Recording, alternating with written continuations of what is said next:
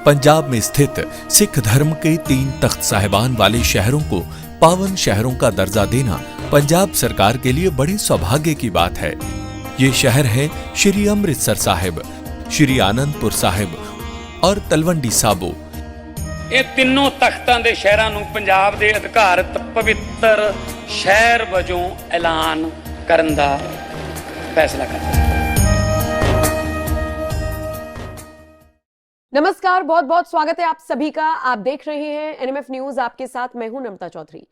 असम के लखीमपुर से एक बड़ी चौंकाने वाली वारदात सामने आई है। दरअसल हुआ ये कि असम पुलिस पर बांग्लादेशी मूल के कुछ लोगों ने हमला कर दिया।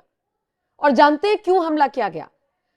आरोप यह है कि इन लोगों ने उस आरोपी को छुड़ाने की कोशिश की जो आतंकवादियों का समर्थन करता था ऑनलाइन पोस्ट के जरिए, या फिर खबर तो यह भी मिल रही है कि पहलगाम में जो आतंकवादी शामिल थे उनकी भी मदद करता हुआ यह शख्स पाया गया था और इसी वजह से इसे गिरफ्तार किया गया था। सोचकर देखिए, ऐसे आरोपी को छुड़ाने के लिए खबर यह मिल रही है कि 10 बांग्लादेशी मूल के लोगों ने असम पुलिस पर हमला कर दिया और उसके बाद से ही असम में हालात बिगड़ते बिगड़ते रह गए। असम पुलिस ने पूरे मामले को वक्त रहते हुए संभाल लिया। यह तो रही मुख्य खबर। अब इसे और विस्तार से बताएंगे मेरे सहयोगी पंकज प्रसून। पंकज जी, असम पुलिस पर हमला 10 बांग्लादेशी मूल के लोगों ने किया और फिर जब असम के मुख्यमंत्री मियां मुसलमानों के खिलाफ बयान देते हैं तो कुछ लोगों को चिढ़ मच जाती है। चिढ़ मचने से क्या हुआ? ये जो व्यक्ति था ये जैश के डिजिटल विंग में काम करता था। ये ऑनलाइन सपोर्ट प्रोवाइड करता था और ऑनलाइन सपोर्ट कई तरह के होते हैं। एक तो उनके कम्युनिकेशन को सीक्रेट कैसे रखना है वो, दूसरा कि उनके पक्ष में नैरेटिव कैसे बनाना है वो। जैसे कि मार दिया हिंदू पूछ के और फिर देश में इसने नैरेटिव में एक प्लांट किया कि हिंदू मुस्लिम वाला एंगल नहीं है, वो तो आतंकी है और आतंक का कोई मजहब नहीं होता। इस तरह का जो बकवास जो इन लोग करते रहते हैं वो। तो ये डिजिटल विंग का था, जैश से जुड़ा हुआ था डायरेक्टली और छापेमारी कर इसे पकड़ा गया था। और इसको छुड़ाने के लिए वो लोकल जो बांग्लादेश, लोकल नहीं, जो वहां के जो बांग्लादेशी मुसलमान हैं उन लोगों ने ये पूरा कैंपेन चलाया, उसको छुड़वा दिया। ये है पूरी खबर। और मैं बार बार एक चीज बोलता हूं कि जिन इलाकों में बांग्लादेशी हैं या रोहिंग्या हैं, उन इलाकों में चूंकि मैं गया हूं, वो इलाके एक तरह से लोकल पुलिस के कंट्रोल के बाहर हो जाते हैं, क्योंकि इस तरह का वहां माहौल रहता है। आपको मैं बता दूं कि आप कैमरा ऑन नहीं कर सकते दिखाने के लिए, मारने लगेंगे।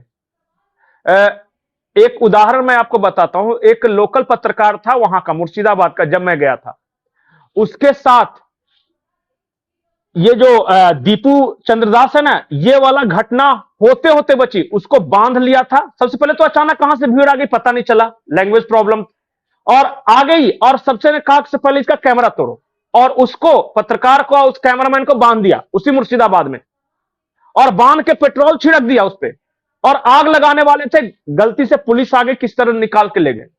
और ये उनके काम करने का पैटर्न है। उनका 2 होता है, एक अटैक ब्रिगेड होता है और एक नैरेटिव ब्रिगेड होता है। ये आपको ये आरफा, समा और ये सब जो है ना, ये नैरेटिव बिल्डअप करते हैं। और एक अटैक, आप मुर्शिदाबाद का जिक्र कर रहे हैं, मतलब बंगाल में भी यही हालात ये हुआ है, असम का जिक्र ये हुआ है, असम में भी। और सोचिए, असम के मुख्यमंत्री जब इस बात को सेम वही स्थिति है। टोटल पॉपुलेशन का 40% घुसपैठिए हैं, 10% और बढ़ा तो असम बांग्लादेश का हिस्सा हो जाएगा। उसके बाद भी कुछ लोगों को समझ में नहीं आ रहा, ना आम जनता को, सो कॉल्ड सेक्युलरों को, और बाकी जो विरोधी दल के नेता हैं उनको तो ये मुद्दा कभी दिखा ही नहीं। आप जिस लखीमपुर की बात करें वहां की डेमोग्राफी देख लीजिए, धुबरी जिले की डेमोग्राफी देख लीजिए, तिनसुकिया की देख लीजिए डेमोग्राफी। आप जाइएगा, कोई माइकलाल बोल दे कि ये लगेगा ही नहीं कि भारत है। प्योर है सब बांग्लादेशी। और उन्होंने कहां से, वो जमीन खरीद के थोड़ी ना बसते हैं, जो खाली वो उनका, चाहे वो फॉरेस्ट लैंड हो चाहे गवर्नमेंट लैंड हो। और लॉ एंड ऑर्डर का ऐसा प्रॉब्लम कि समझिए कि वहां अब बहू बेटी को जाना गुजरना तो खैर छोड़ ही दीजिए, नॉर्मल इंसान नहीं जा सकता वहां। ये हालात है। और वो हालात कैसे? बॉर्डर से बिल्कुल सटा हुआ। जब अटल जी की सरकार थी तो बीएसएफ के जवान तैनात थे बंगाल और बांग्लादेश के बॉर्डर पे। लोकल गांव वालों ने मारपीट की इनके साथ, इनको इतना मारा और लाठी में टांग के ला रहे थे जैसे जानवर मरने के बाद नहीं लाते हैं वैसे। बीएसएफ के जवानों के साथ यह हो सकता है और इसीलिए बेहद जरूरी है उन बॉर्डर इलाकों से इन बांग्लादेशी घुसपैठियों को भगाना, क्योंकि ये वोट का विषय नहीं है, ये राष्ट्र की सुरक्षा का विषय है। अगर वक्त पड़ने पर ये इतने खतरनाक साबित हो जा रहे हैं कि ना पुलिस को कुछ समझ रहे हैं, आतंकवादियों को ये छुड़ाने की कोशिश कर रहे हैं या उनके हेल्पर्स को या जैश के जो आतंकवादी उनको छुड़ाने की कोशिश कर रहे हैं, तो फिर कौन सा वोट बैंक? ये तो निश्चित तौर पर सीधे सीधे तौर पर देश के लिए खतरा है।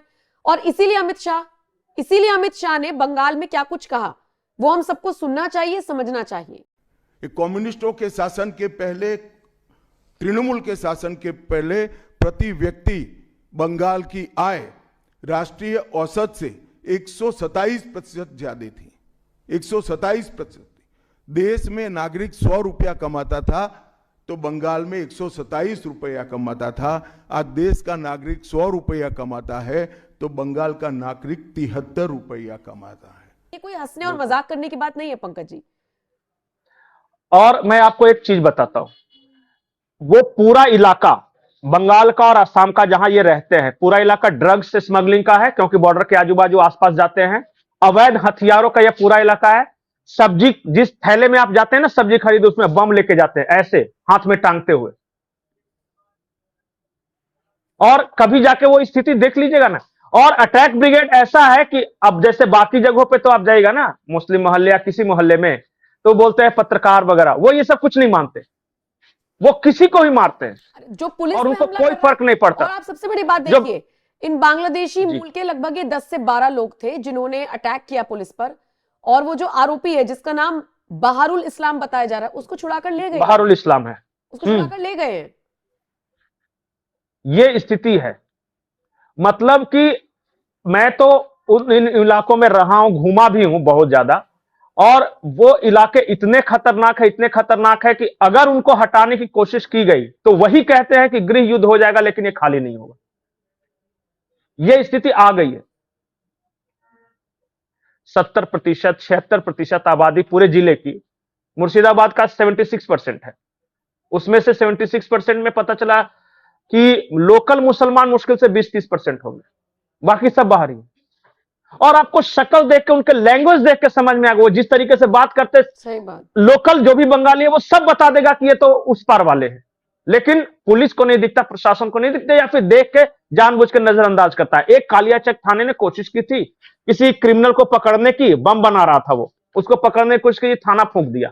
उसके बाद से आज तक किसी ने हिम्मत नहीं की। मैं वैसे इस वाले मामले में दर्शकों को बता दूं कि अफाजुद्दीन, इकरामुल हुसैन, फखरुद्दीन अहमद, नूर हुसैन, गुलजार हुसैन, नजरुल हक, काजिमुद्दीन, मोहम्मद अब्दुल हमीद, बिलाल और अताबुर, इनको गिरफ्तार भी कर लिया गया है। 10 दिन में से 8 या 9 जितने भी मैंने नाम पढ़े इन्हें गिरफ्तार कर लिया है। लेकिन जिसको छुड़ाया वो तो भाग गया, अब उसको पकड़ने की फिलहाल कोशिश की जा रही है। कैसे कैसे उसको पकड़ा होगा? नहीं, हेमंत विश्व शर्मा है इसलिए पकड़ा भी गया। बंगाल में कहां किसी को पकड़ा गया? सही बात है, बिल्कुल बिल्कुल बिल्कुल। हेमंत विश्व शर्मा है इसलिए पकड़ा गया है वहां पे। और एक बात जान जाइए कि आज अगर, ठीक है, सौभाग्य है कि आज वहां इस तरह का मुख्यमंत्री है कि वो कार्रवाई कर पा रहा है। आज तक नहीं करवा पा रहा। गौरव गोगोई उनके लिए बोल रहे हैं, कल ही रैली निकाली थी उनके पक्ष में, ये मियां मुसलमानों के पक्ष में। ये स्थिति है इस देश की।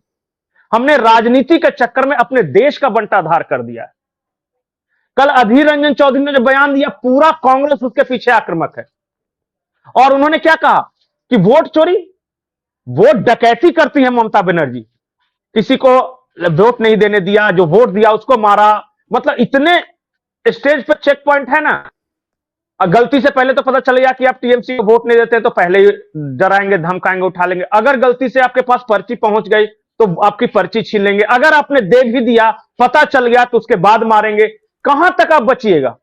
और ऐसे स्थिति में आप जो सोचते हैं कि हम प्रचार करके या कैंपेन चला के इलेक्शन जीत जाएंगे, बहुत मुश्किल है।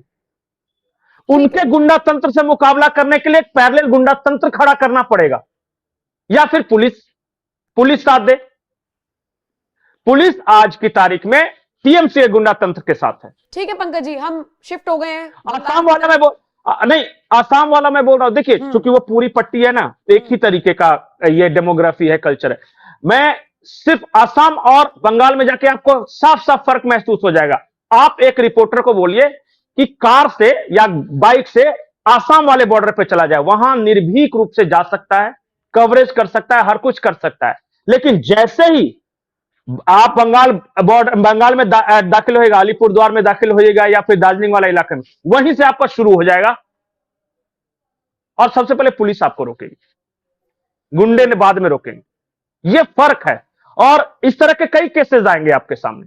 वो पूरा इलाका है अभी आतंकियों का गढ़ बन गया है। ड्रग्स तस्करी, हथियार तस्करी, गौ तस्करी, ये सारा उस इलाके में होता है। ठीक है पंकज जी। बहुत, हाँ, त्रिपुरा और असम ने इसे चेक किया है और 90% तक चेक किया है, रोका है, ये मानना पड़ेगा। ठीक है, फिलहाल इस खबर में इतना ही। हमने आपको असम से जो खबर आई वो बताने की कोशिश की, फिर बंगाल के क्या हालात हैं वो आपको समझाने की कोशिश की। बहुत बहुत शुक्रिया पंकज जी। फिलहाल इस वीडियो में इतना ही। आप अपनी राय हमें जरूर दीजिएगा। अपडेट्स के लिए एनएमएफ न्यूज की वेबसाइट का भी आप रुख कर सकते हैं। शुक्रिया।